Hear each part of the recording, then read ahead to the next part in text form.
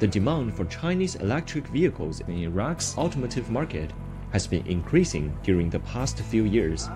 Many Iraqis believe that Chinese EVs feature high quality and affordability.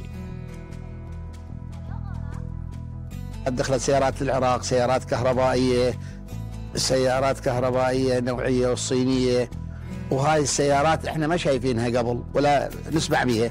الآن جيت أنا شفت السيارة، لقيت مواصفات محترمة، لقيت السيارة من تبدي بيها من القشر الخارجي إلى أن توصل للتشغيل المحرك، بها فوائد كثيرة. السيارة نوعيتها راقية وتساهلك، ونريد من عندهم بعد يساهلون ويانا بالأسعار، حتى السيارة تكون، لأن السيارات الصينية سيارات دخلت السوق ونجحت، وخاصة الكهربائية كل الناس قامت تحبها، وأنا جيت خصوصا متعني اليوم لهذه السيارة الكهربائية.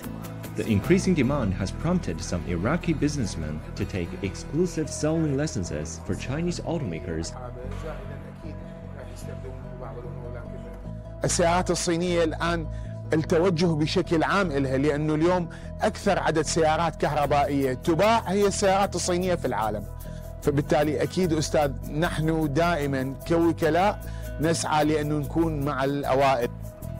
China is the world's largest new energy vehicle producer and market. Its NEV sales surged 33.8% year-on-year to top 5 million in the first 3 quarters of 2023.